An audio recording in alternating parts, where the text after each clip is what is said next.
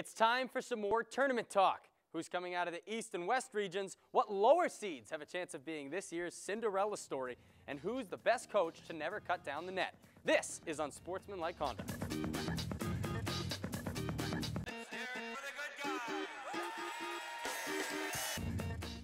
According to Rebecca Black, today is Thursday, and that means it is time for another episode of Unsportsmanlike Conduct, the show where 2 teams and 4 panelists duke it out to see who are the biggest sports nerds in the Vindabona studio.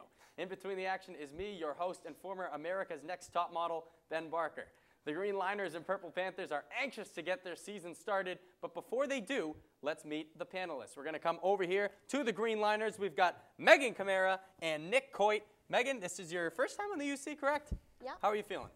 I'm feeling pretty good. I mean, it's St. Patrick's Day. Sure is. Yeah, so kiss me, you're Irish.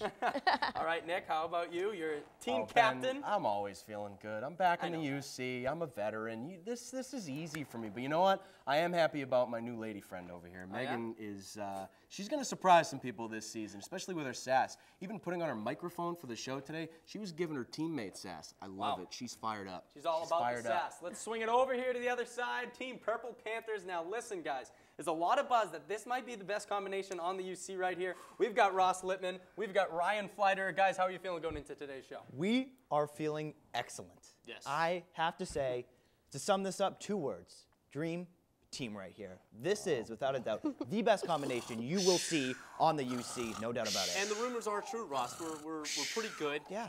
Not to mention the fact that we know grammar, so yes, pretty we do. well. I'm feeling pretty well, not pretty good. Let's get started, Ben. We're ready to go.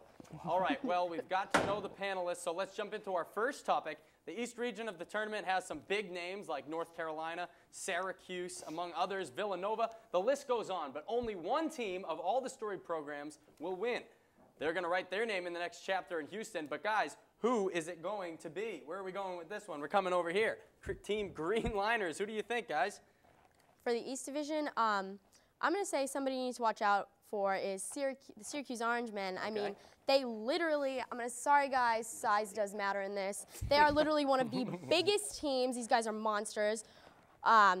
You have the great backcourt wing post. Their biggest asset is their defense, and in this case, they're gonna, if they don't face a team as big as they are, they're going to wear you down on the backboards. All right, we're going to have to send it over here for a minute. That's really interesting. Ryan Fleiter just put out his favorite, his favorite product right here, guys. Syracuse is a very interesting team to bring up. Very interesting pick. Size, not so much. Scoop Jardine, not so much. We got some protein powder here. Because let's talk Jared Syracuse Sullinger. is going to need a ball. Exactly. Let's talk Jared Sullinger of Ohio State. Probably the best freshman in the country. 17 points per game, 10 rebounds per game. You're talking about size. This guy boxes everyone. He drinks his whey protein. He gets it done. Ohio State, please. Come on. Boy, another guy who drinks his whey protein. Nick Coit shaking his head. You want whey protein? You want size? I'll give you size. North Carolina, ladies and gentlemen, 6'11", 7-foot Tyler Zeller. These guys are monstrous. I watched them in person, gentlemen, and they destroyed a team in Boston College that was undersized. And Jared Sullinger is a freshman. Yes, he's had a great season, but these guys can get so many boards. Yes, North Carolina lost to Duke, but guess what? Hold on, let Nick finish. John Henson had 18 rebounds in the ACC championship nonetheless. These guys are the biggest team in that region, and they are going to pull it out. All right, we got to come over here. Ryan? Last time I checked, BC's not in the tournament.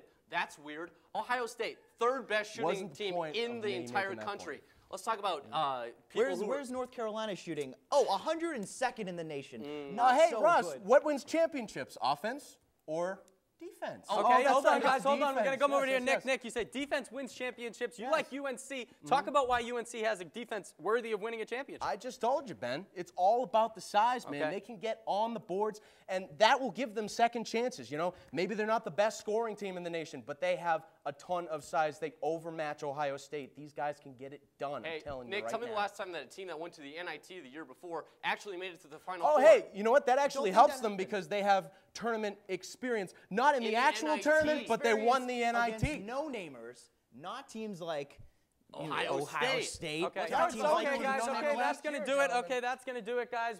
Obviously, Team Purple Panthers doesn't think that they proved themselves enough, but you know what? I like the protein. I like the energy coming off the purple. The Panther vibe over here is giving me some good vibes. So we're going to give the first 2 points over here to the Purple Panthers. Wrapping up the regional picks here at the UC, we save one of the best for last. Finishing up with the West region, Duke are the defending champs, but UConn has all the momentum after winning the Big East tournament. San Diego State emerged from nowhere to be one of the top teams in the country, and don't forget about Texas, who spent time at the top of the polls this year. With all these teams apparently hot at the right time, which do you guys think will be able to cool off the other teams in the tournament? We're going to come over here to Ryan. He's pulling them out of everywhere. Where is he coming from? He's got a frying pan over here. Ryan, what's it about? Purple Panther props all over the place. We're not cooling anything off. We're heating things up with Mr. Mike Krzyzewski. Smells like back-to-back Final Fours to That's me, what Ryan. I'm thinking about. That's what I'm thinking about. Okay. We're talking about a team that has 4 of the best players in the country. Let's name them. Kyrie Irving, Seth Curry, Nolan Smith, Kyle Singler. This team is loaded with veterans. They got a lot of talent. They got what you might call hot hands. Oh, wow. This is unbelievable. They have more dimension inside and out than any other team in the tournament. Okay, we obviously have a crush on the Blue Devils over here. Maybe it's Blue worthy, Devil, maybe Blue worthy crush. of it, but let's come over here to Green. Guys, okay, how are you going to respond to all these props great, coming out by the over here? Well, I gotta say, I have a credit card too. I could go buy props, you know. But, you know, you have to be careful because they, as good as they are and as good as Kyrie Irving is, they're in a tough division. They have SDSU, UConn, and Texas. So you better hope your man stays healthy because he just got back. All right, Nick, you're burying your head in your hands over here. You look really upset, man. Talk to me. What's the matter? Unbelievable. He thinks he's pulling the Johnny Russo. Uh-oh. I knew it was going to come out. I am wearing my Michael prop Kors after tonight. prop after prop. Listen, these guys, yes, they're a great team. You talk about Kyrie Irving. He hasn't played since he played 8 games to start off the season. He's not really going to be as much of a factor as people are making him out to be. Here's a team, I'll give you a team that's going to be a factor, with one of the best players in the country. The University of Connecticut, the Huskies, are going to make some noise in this tournament. They have Kemba Walker, who's one of the best players in the country. And who wouldn't want Kemba Walker with the ball in a close game in the tournament? He has ice water in his veins. And you might argue that, oh, they don't have anybody else besides Kemba. They have Roscoe Smith, who's great on the boards, especially with offensive boards. He's one of the leaders on the team. He's one of the best in the Big East. He will help them in the tournament. All right, Nick Coit likes the clutch. He likes the clutch play. Guys, how are you going to rebut that? I'm glad that you said Kemba Walker. Every time that Kemba Walker struggles, they lose. Let's see. Kemba Walker, he went 8-23 against West Virginia. What did they do? They lost. He went 10-26 against Marquette. What did they do? Lost. They lost. He went 3-10 against Louisville. What did they do? They lost. Teams know they have to shut down Kemba Walker. And Teams know that. in addition to all of those excellent points you just made, I know, they were Ryan, great. the conditioning that this team has is going to wear down on them because they've gone through the Big East tournament. All those Big East teams are going to be worn down. And then here's what they have to go through. They'd most likely have to go through Missouri, who's considered the defense from hell, full court press, every single play, man coverage. They are not going to have the stamina to be able to go all the way through. And then you think after all that, they're going to be able to beat Duke. Okay. Who made the Final Four, made the championship, won the whole thing last season. Wrapping it up, guys. Wrapping it up. So. Nick Coit takes a shot at Ryan, calling him the new Johnny Russo of the UC. But Russo or not, he's going to get his team the points. Guys, Kemba Walker struggles. The team loses. You cannot win a national championship with just one guy. Now that we've heard who is and who isn't headed to Houston, it's too bad I don't have any time to go and change my bracket. When we return, we're going to have Pick Sictionary. Actually, it's going to be the lightning round. We're bringing it back. Stay tuned. Welcome back to Unsportsmanlike Conduct. Don't adjust your TV sets. The Pick Sictionary slept through its alarm, so we're bringing back a classic. We've got the lightning round. First 2 competitors going head-to-head. We've got Ross Lippman, Nick Coit. We're starting out with Ross. Ross, here is your topic. I want to know, who should host the 2013 NBA All-Star Game? Go. Well, we just had some California love with the All-Star Game, and it was in Los Angeles. Let's go to another sunny locale. How about South Beach in Miami? The Big Three will be one of the most established teams in the league at that point. And think about this. The Celtics walking onto the court, the boos of the Miami fans, Kobe walking onto that court, celebrities all over it, nothing better than that. Ross wants South Beach and wants to take the talents to South Beach. Nick, you don't like it?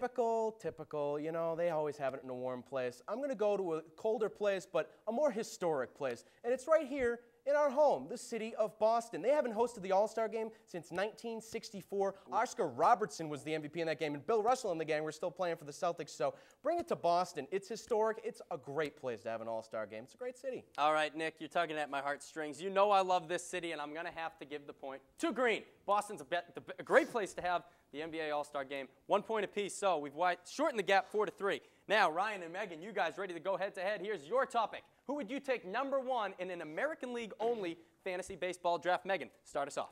Well, I'm going to have to say as a Boston fan, anyone who's been lucky enough to see me in a bikini knows I'm a big Boston fan. And I would have to say Adrian Gonzalez going to pick up the Red Sox, going to give them the offense they need. Solid first baseman. You can move Uke over to third, and there you go. Your corners solid offensively and defensively. I think okay, Megan wants egg on. Ryan? Well, let's talk about you're going a different direction. Well, let's give some names. Mark Teixeira, Justin Morneau, Kendry Morales, Paul Konerko. What do they have in common? They all play first base. That's probably the deepest position in the American League. You could choose any one of those, second, third, fourth round. You got it solved up. A position that you need an outfielder. You pick up Carl Crawford. He's going to hit third for the Boston Red Sox. He's going to drive in tons of runs, not to mention he's going to steal a lot of bases, score a lot of runs, hit some homers with the short porch and right. Carl Crawford's going to be your fancy gem. All right, you know what? I think that Ryan makes a good point here. Adrian Gonzalez is a great offensive powerhouse, but the first base position is very deep. You got to go with a thinner position in the American League. That's the outfield. So Carl Crawford is definitely the best pick for that position. And I should know, I dominate Greg Brood's Fantasy Baseball League every year. All right, last topic here. We're going to go back to Ross Lippman and Nick Coit.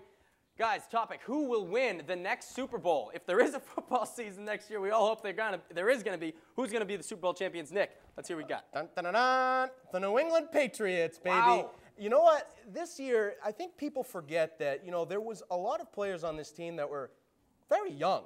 And, everybody was, hyping them up, and they were the #1 seed in the playoffs. Yes, they played well, but they were still young. Put another year of experience, another season under their belt, especially with those two tight ends, with a guy like Devin McCourty on the defense. These guys are going to be deep, and they're going to add with their pieces in the draft. They have 3 of the first, I believe, 33, 34 draft picks, so New England Patriots, baby. New England does have a very deep draft. Ross, you going to go with the Pat Pride or what? I'm trying to recall last season. Oh, the Green Bay Packers won the Super Bowl without half of their team. They didn't have either of their top 2 starting running backs, 3 of their defensive starters, and they still went all the way to win the Super Bowl. Oh, and by the way, Jermichael Finley, one of the best tight ends of the league, they didn't have him either. They're going to come back. They're the youngest team in football, and they just won the Super Bowl. Hello, Dynasty, Green Bay's calling, Championship City, all the way. Okay, Ross thinks it's going to be Green Bay to repeat, but you know what? I'm going to have to go with Nick again on this one, guys. It's not too often that Super Bowl teams repeat. It's a very tough thing to do, and you're right. They missed all of last season, but guess what? That's going to put them a little bit behind coming into this season because they have, they missed out on the whole year in the Super Bowl run. So the point's going to go over here. Another point for Team Green Liners. That's going to wrap up an always entertaining lightning round. Don't go anywhere because when we return, we're going to be helping you make or break your bracket. Do not go away.